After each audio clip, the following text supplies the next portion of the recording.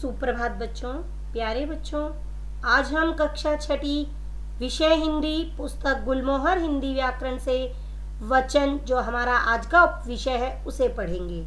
तो बच्चों, यह है व्याख्यान 1। वचन बच्चों संज्ञा का एक विकार है। तो प्रश्न उठता है कि वचन क्या है। देखिए, वचन शब्द अंग्रेजी के नंबर के लिए प्रयुक्त होता है, यानी संख्या के लिए प्रयुक्त होता है। तो देखिए इसकी परिभाषा। संज्ञा के जिस रूप से यह पता चले कि उसकी संख्या एक है अथवा अनेक, व्याकरण में वह रूप वचन कहलाता है। तो बच्चों, संज्ञा या सर्वनाम की कोई ना कोई संख्या होती है, या तो एक है या एक से अधिक है, और वो जो संख्या है वही वचन है। तो संख्या का बोध कराने वाले शब्द वचन कहलाते हैं। तो संज्ञा और सर्वनाम में संख्या होती है एक या अनेक। संज्ञा शब्द दो वचनों में पाए जाते हैं, अर्थात बच्चों वचन के दो भेद होते हैं, एक वचन और बहुवचन। आपको मैंने संस्कृत में पढ़ाए थे कि 3 वचन होते हैं, एक वचन, द्विवचन और बहुवचन।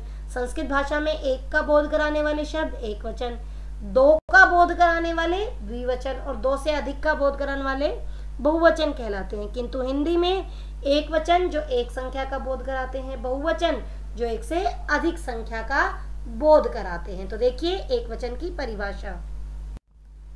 देखिए, एक वचन जहां किसी संज्ञा शब्द से एक व्यक्ति या एक वस्तु का बोध होता है, वहां वह शब्द एक वचन में होता है। तो जो संज्ञा शब्द संज्ञा सर्वनाम की एक संख्या का बोध कराते हैं उसे कहते हैं एक वचन।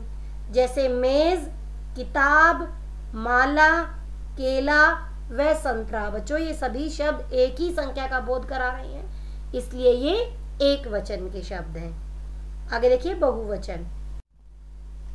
बहुवचन जहां किसी संज्ञा शब्द से एक से अधिक वस्तुओं या व्यक्तियों का पता चलता है, वहां वह शब्द बहुवचन में होता है। यानी बच्चों, ऐसे संज्ञा शब्द जो एक से अधिक की संख्या का बोध कराते हैं उसे हम कहते हैं बहुवचन। तो जहां किसी संज्ञा शब्द से एक से अधिक वस्तुओं या व्यक्तियों का पता चलता है, वहां वह शब्द बहुवचन में होता है। जैसे हमने मेज पढ़ा था एक वचन में, तो इसका बहुवचन होगा मेजें। किताब पढ़ा एक वचन में, तो इसका किताबें। माला का मालाएं, केला का केले, उसी तरह संतरा का संतरे। ये सभी एक वचन से बदल गए अब बहुवचन में। आगे देखिए, वचन परिवर्तन के लिए संज्ञा के लिंग की जानकारी होना जरूरी है, क्योंकि बच्चों हिंदी में पुल्लिंग शब्दों के बहुवचन बनाने वाले प्रत्यय अलग हैं और स्त्रीलिंग शब्दों के अलग। यानी बच्चों, पुल्लिंग और स्त्रीलिंग शब्द जब वचन परिवर्तन में होते हैं तो उस समय पर अलग अलग नियमों, अलग अलग प्रत्ययों के आधार पर वचन बदले जाते हैं। तो इसलिए वचन परिवर्तन के लिए संज्ञा के लिंग की जानकारी होना जरूरी है। तो संज्ञा के लिंग की जानकारी के बाद एक वचन से बहुवचन 3 चरणों में बनते हैं। अब देखिए वचन परिवर्तन कुछ नियमों के आधार पर। वचन परिवर्तन के उदाहरण, ए प्रत्यय जोड़कर पुल्लिंग शब्दों के बहुवचन बनाने पर। एक वचन है बच्चा, छाता, थैला, ताला और प्यासा। इनमें ए प्रत्यय जोड़ेंगे, ये बनेंगे बहुवचन। ए प्रत्यय जोड़कर एक वचन से बहुवचन बनाने पर देखिए, बच्चा से बच्चे, छाता से छाते, थैला से थैले, ताला से ताले और प्यासा से प्यासे। तो बच्चों, इनमें ए प्रत्यय जोड़कर बनाए हमने बहुवचन के शब्द। अगला नियम, ए प्रत्यय जोड़कर। ए एक वचन से बहुवचन में। देखिए, अब एक वचन से बहुवचन में बनाने पर ए प्रत्यय का नियम जोड़ते हुए, जैसे पुस्तक पुस्तकें, आंख आंखें, कविता कविताएं, दवा दवाएं, बहु, बहुएं, इनमें हमने जोड़ा है ए प्रत्यय। तो पुस्तक से पुस्तकें, आंख से आंखें, कविता से कविताएं, दवा से दवाएं, बहू से बहुएं। अगला नियम देखिए, आ प्रत्यय जोड़कर, आ, एक वचन से बहुवचन बनाएंगे आ प्रत्यय जोड़कर। अब देखिए, दवाई, दवाइयाँ। और बच्चों एक और बात, जब हम बहुवचन बनाते हैं एक वचन से, उस समय पर यदि ई छोटी है तो भी बहुवचन में छोटी होगी, यदि बड़ी ई है यानी बड़ी ई लगी है तो वो छोटी ई हो जाएगी। बहुवचन में हमेशा छोटी ई का प्रयोग होता है। जैसे दवाई, दवाइयाँ, झाड़ी, झाड़ियाँ, बुढ़िया, बुढ़ियाँ, कुर्सी, कुर्सियाँ, बेटी, बेटियाँ। ह्रस्व ई है तो भी बहुवचन में ह्रस्व होगी, दीर्घ है तो भी ह्रस्व में, बहुवचन में ह्रस्व ई होगी। तो बच्चों ह्रस्व ई का ही प्रयोग होता है बहुवचन में। अभी देखिए, दवाइयाँ, झाड़ियाँ, बुढ़ियाँ, कुर्सियाँ और बेटियाँ शब्द जो मैंने आपको बताए हैं, इनमें ह्रस्व ई का प्रयोग है। आगे देखिए कुछ और उदाहरण उसके, जैसे बिल्ली, बिल्लियाँ, बिल्ली, बिल्लियाँ, डिबिया, डिबियाँ, डिबिया, डिबियाँ, गुड़िया, गुड़ियाँ, गुड़िया, गुड़ियाँ, तिथि, तिथियाँ, तिथि, तिथियाँ। और देखिए बेटा, यहाँ है समूहवाची शब्द जोड़कर। ये ऐसे शब्द हैं जिनमें समूह का शब्द जोड़ा जाता है, यानी एक वचन से जब बहुवचन बनाते हैं तो जो ऐसे शब्द होते हैं उनमें कुछ समूह वाले शब्द जुड़ते हैं। जैसे नेता, नेतागण, नेता, नेतागण, मजदूर, मजदूर लोग, मजदूर, मजदूर लोग, पक्षी, पक्षी वृंद, पक्षी, पक्षी वृंद, लेखक, लेखक गण, लेखक, लेखक गण, और अधिकारी, अधिकारी वर्ग, अधिकारी, अधिकारी वर्ग। या समूह शब्द जोड़ा गया है इस तरह से। तो बच्चों हिंदी में कुछ शब्द हमेशा बहुवचन के रूप में प्रयुक्त होते हैं, जैसे आंसू, बाल व समाचार। ये ऐसे शब्द हैं जो हमेशा बहुवचन के रूप में प्रयोग होते हैं। जैसे मेरे आंसू निकल आए, मेरे बाल गीले हैं, मेरा बाल गीला है नहीं, मेरे बाल गीले हैं।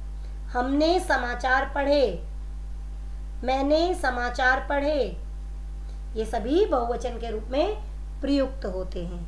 आगे देखिए, हिंदी में कुछ संज्ञा शब्द हमेशा एक वचन के रूप में प्रयोग होते हैं, जैसे क्रोध, भय, डर, क्षमा, प्रेम, वर्षा, हवा।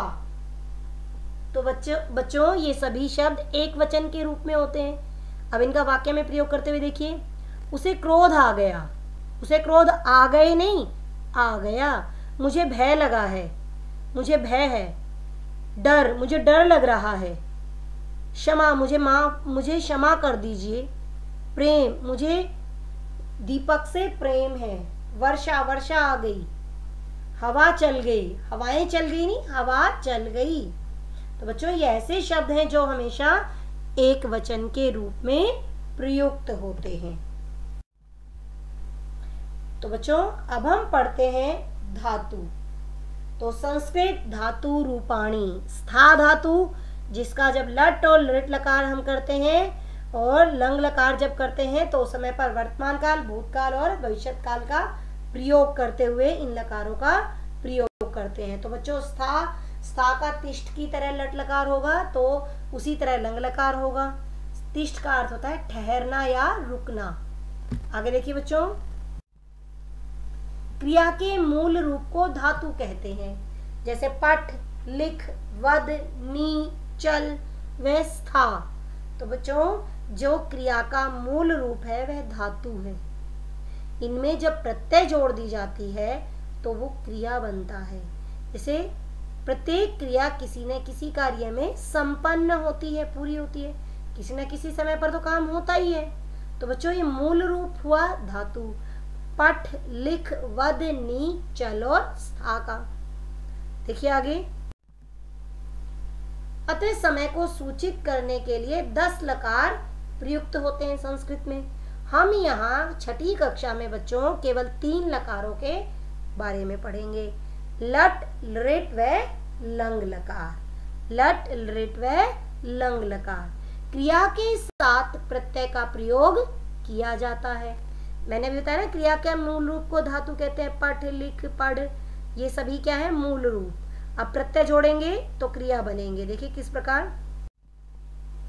हिंदी में क्रिया के साथ प्रत्यय देखिए हिंदी में कैसे लगते हैं। पढ़ शब्द होता है धातु, मूल शब्द होता है, उसमें ना प्रत्यय और ता प्रत्यय जोड़ते हैं। पढ़ से बना पढ़ना और पढ़ता। लिख से बना लिखना और लिखता। उसी तरह बोल से बना बोलना और बोलता। चल से चलता और चलना। उसी तरह संस्कृत में भी बच्चों मूल रूप धातुओं में उनमें प्रत्यय जोड़कर बनाए जाते हैं धातु रूप। संस्कृत भाषा में लिंग, वचन व पुरुष 3 प्रकार के होते हैं। देखिए पुल्लिंग, स्त्रीलिंग और नपुंसक लिंग। एक वचन, द्विवचन और बहुवचन। और पुरुष 3 होते हैं, प्रथम पुरुष, मध्यम पुरुष और उत्तम पुरुष। जैसा कि मैंने अभी आपको इसी व्याख्यान में वचन के बारे में बताया कि हिंदी भाषा में 2 ही वचन होते हैं, एक वचन और बहुवचन, किंतु संस्कृत भाषा में 3 वचन होते हैं, एक वचन, द्विवचन और बहुवचन। आगे देखिए बच्चों, लकार। देखिए जैसा कि मैंने बताया कि किसी न किसी कार्य में क्रिया, समय में क्रिया अवश्य संपन्न होती है। उसी प्रकार वर्तमान काल की क्रिया होती है लट लकार, और भविष्यत काल की क्रिया होती है लृट लकार, और भूतकाल की क्रिया में होता है लंग लकार का प्रयोग। तो देखिए बच्चों,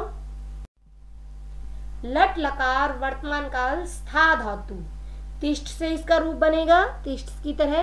तो पुरुष होते हैं 3, प्रथम पुरुष, मध्यम पुरुष और उत्तम पुरुष। उसी तरह वचन भी 3 होते हैं, एक वचन, द्विवचन और बहुवचन। तो बच्चों प्रथम पुरुष, मध्यम पुरुष और उत्तम पुरुष स्था धातु तिष्ठ की तरह बनाएंगे। तो तिष्ठति, तिष्ठतः, तिष्ठन्ति प्रथम पुरुष है ये। मध्यम पुरुष तिष्ठसि, तिष्ठतः, तिष्ठत। उत्तम पुरुष तिष्ठामि, तिष्ठावः, तिष्ठामः। तो बच्चों एक नियम होता है ती तह अंति, सी थह थ, आमी आवह आमह। हर लृट लकार के लिए इसी नियम का प्रयोग होता है। उसी तरह देखिए हमने नी धातु पढ़ी थी, नयति, नयतः, नयंती, नयसी, नयथः, नयत, नयामी, नयावह, नयामह। उसी प्रकार के नियम का प्रयोग करते हुए हमने स्था धातु लट लकार तिष्ठ की तरह प्रयोग करते हुए, तो देखिए पुरुष है प्रथम पुरुष, मध्यम पुरुष और उत्तम पुरुष। वचन एक वचनम, द्विवचनम और बहुवचन। तो देखिए प्रथम पुरुष तिष्ठति, तिष्ठः, तिष्ठन्ति। मध्यम पुरुष तिष्ठसि, तिष्ठतः, तिष्ठत। और उत्तम पुरुष तिष्ठामि, तिष्ठावः, तिष्ठामः। आगे देखिए बच्चों, लिट लकार भविष्यत काल स्था धातु। स्था धातु लिट लकार यानी भविष्यत काल के रूप में इसका प्रयोग किस प्रकार होता है। तो यहाँ पर स्था के रूप में ही होता है। जैसा कि मैंने पुरुष बताए कि प्रथम पुरुष, मध्यम पुरुष और उत्तम पुरुष। तो बच्चों एक वचनम, द्विवचनम और बहुवचन रूप का प्रयोग। तो प्रथम पुरुष में बनेगा स्थास्यति, स्थास्यतः, स्थास्यन्ति, स्थास्यसि, स्थास्यथः, स्थास्यत। उत्तम पुरुष स्थास्यामि, स्थास्यावः, स्थास्यामः। देखिए प्रथम पुरुष स्थास्यति, स्थास्यतः, स्थास्यन्ति, स्थास्यसि, स्थास्यथः, स्थास्यत, स्थास्यामि, स्थास्यावः, स्थास्यामः।